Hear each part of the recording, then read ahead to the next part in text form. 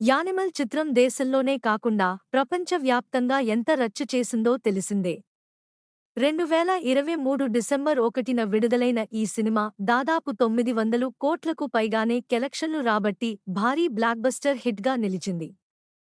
ఈ చిత్ర దర్శకుడు సందీప్ రెడ్డి వంగ హీరో రణబీర్ కపూర్కు బాలీవుడ్లో తిరుగులేని ఇమేజ్ను సాధించి పెట్టగా అదే స్థాయిలో వ్యతిరేకతను కట్టబెట్టింది. చిత్రం థియేటర్లలో విడుదలైనప్పుడు ఎంత సంచలనం అయిందో ఇప్పుడు ఓటీటీలోకి వచ్చాక అంతకు రెండింతలు రెట్టింపు నిలుస్తోంది. ఇటీవలే డిజిటల్ స్ట్రీమింగ్కు వచ్చిన ఈ సినిమా ప్రతి ఇంటికి చేరడంతో థియేటర్లలో చూడని వారు ఇప్పుడు సినిమాను తిలకిస్తూ సినిమాపై తమ అభిప్రాయాలను సోషల్ మీడియా వేదికగా పంచుకుంటున్నారు. అయితే ఎవరూ ఊహించని విధంగా చాలా మంది నుంచి నెగెటివ్ రిపోర్ట్స్ వస్తున్నాయి. దీన్ని ఎంటర్టైన్మెంట్ అంటారా?